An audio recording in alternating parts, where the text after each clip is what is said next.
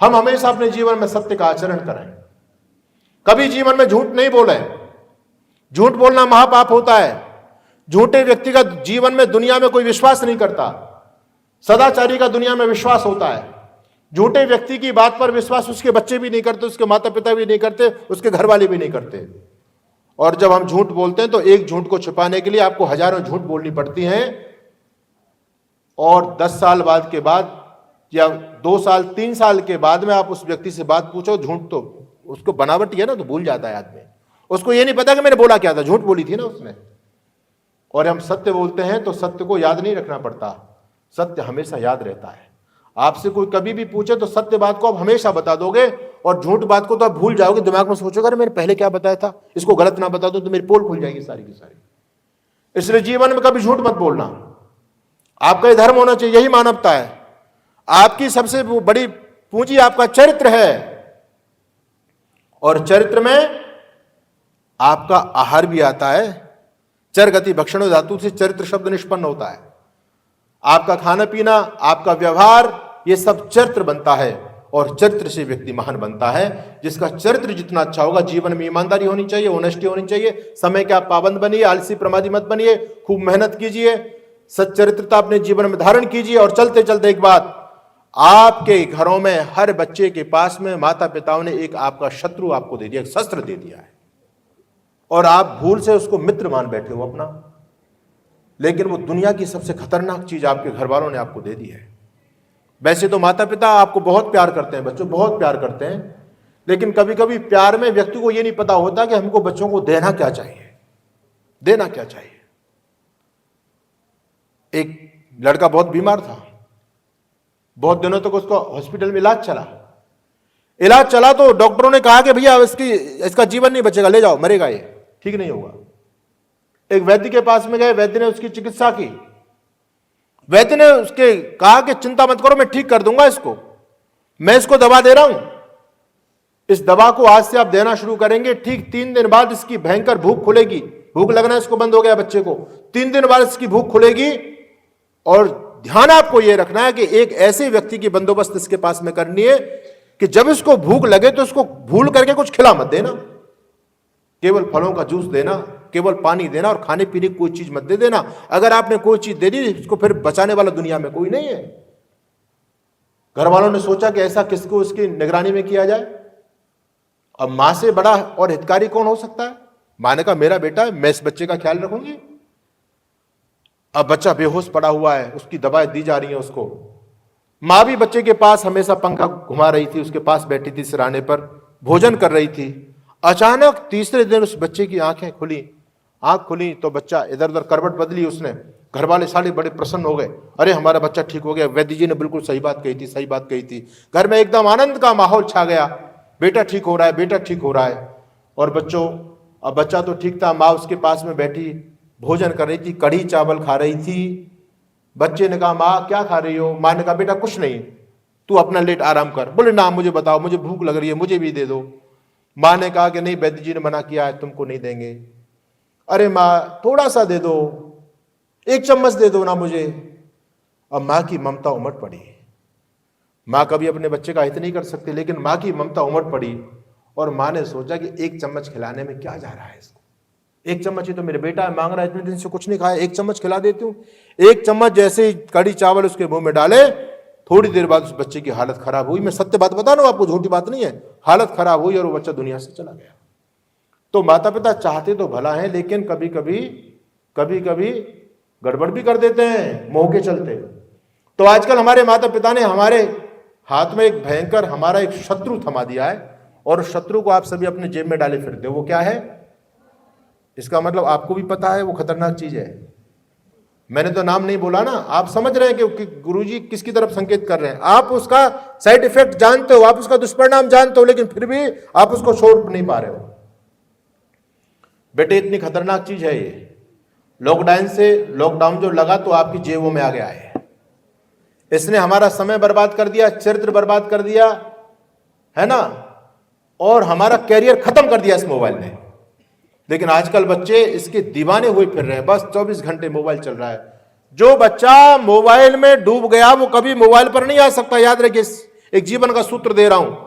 जो बच्चे टीवी से चिपक जाते हैं वो कभी टीवी में नहीं आते। अरे टीवी में कौन लोग आते हैं? जो समय के पाबंद होते हैं, जो समय का उपयोग करते हैं, वो महान बनते हैं, वो लोग टीवी पर दिखाए जाते हैं। और जो लोग टीवी देखते रहते हैं वो टीवी देखते ही रह जाते हैं, वो कभी जीवन में आगे नहीं बढ़ पाते।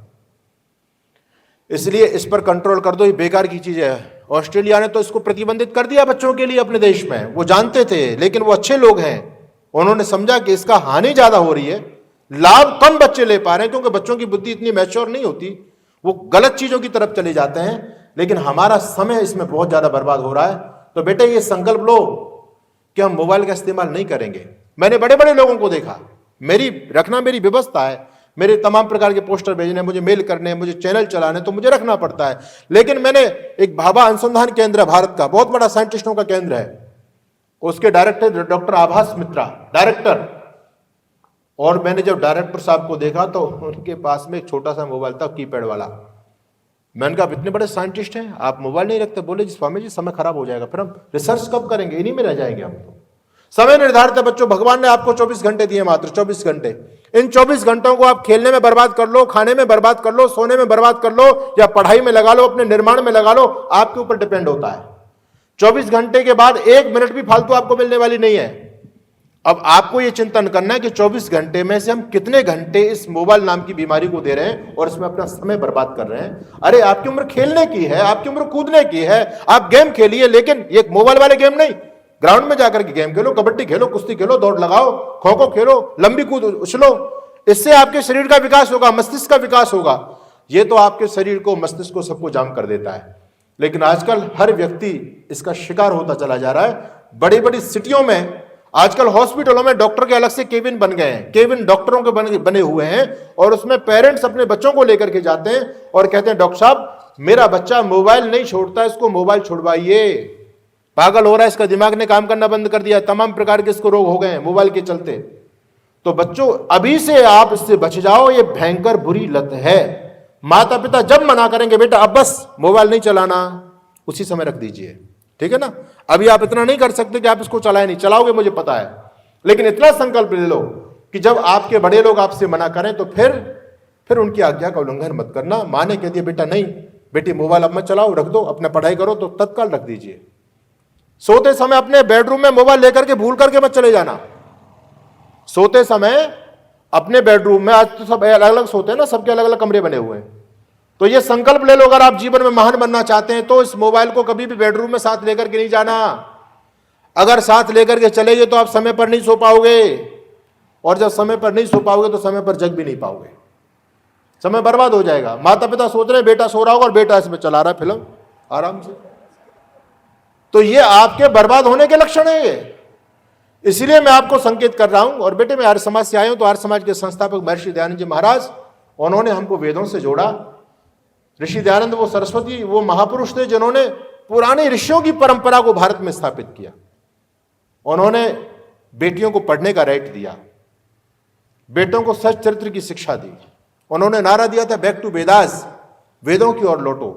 वेदों में सब कुछ है, वेदों में विज्ञान है, वेद में अध्यात्म है, वेद में सब कुछ है। पाखंड से बचो, टोना टोटके भूत प्रेत जिन्न पिशाच शनि राहु केतु। आजकल हमारी बेटियां पैर में काले काले धागे बांध करके घूम रही हैं, और ये भी कम नहीं है, ये भी घूमते हैं, सबके पैरों में काले काले धागे बंधे फिर रहे हैं। अच्छा इसका कोई साइंटिफिक रीजन बताएगा मुझे? काला धागा क्यों मानते हो? अरे बोलो काला धागा क्यों मानते हो? इस हिंदू को कोई भी बहका देता है। आज से 10 साल पहले आपने किसी महिला के, किसी बेटी के पैर में काला धागा बंधा हुआ देखा था क्या? बताओ, ईमानदारी से बताओ। मेरे प्रभाव में हाँ ना मत करना, नहीं देखा ना। अब हमने बहुत बड़ा आविष्कार कर लिया काले धागे का। कहते हैं काले धागे से नजर नहीं लगती, नजर से बचाता है ना, काला धागा नजर से बचाता है। अरे अभी तो तुम्हारे पूरे सिर के बाल काले हैं, ये बड़े बड़े लंबे लंबे बाल तुमको नजरों से नहीं बचा रहे, छोटा सा धागा क्या बचाएगा? सोचने की बात है। ये सब कुछ पाखंड चल रहा है बच्चों, है ना। ईश्वर एक है, उसका मुख्य नाम ओम है, वेद में उसका नाम बताया गया। उससे जुड़ो, ईश्वर का जाप करो, ओम नाम का स्मरण करो, गायत्री का जाप करो, गुरु वचनों का आदर करो, बड़ों का सम्मान करो जीवन में। माता पिता गुरुजनों के पैर छू करके आशीर्वाद लिया करो, हाय हेलो मत किया करो, है ना। हाय हाय चल गई आजकल, हाय कितना गंदा शब्द हाय, उसकी हाय लग गई जी मुझे, उसकी हाय ले बेटी। और आजकल हम हाय हाय हाय हाय चिल्ला रहे हैं। क्या हो गया हम लोग? अरे नमस्ते प्रणाम करने की हमारी संस्कृति है ना। तो हमारी संस्कृति बेटे पैर छू करके आशीर्वाद लेने की है, ये हाय हेलो की हमारी संस्कृति नहीं है। तो ये थोड़ी सी बात मैंने आप लोगों के बीच में रखी। आप बहुत समझदार और बहुत अच्छे बच्चे हैं, बड़े संस्कारी बच्चे हैं। इन बच्चों इस बात का जीवन में आप ध्यान रखना। मैं आपसे केवल इतना वचन चाहता हूं, ठीक है ना। हम भगवान रामकृष्ण के वंशज हैं। जिस मार्ग पर हमारे पूर्वज चले थे उस मार्ग का हमको अनुकरण करना है। हमको अंग्रेजों के मार्ग का अनुकरण नहीं करना, हमको अंधे मार्ग पर नहीं जाना है। इसलिए आज हम पागल हो रहे हैं।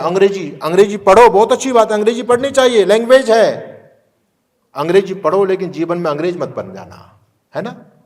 अपनी जड़ों से जुड़ करके रहना, अपनी मिट्टी से जुड़ करके रहना। जब कोई पेड़ अपनी जड़ों को छोड़ देता तो वो सूख जाता है ना।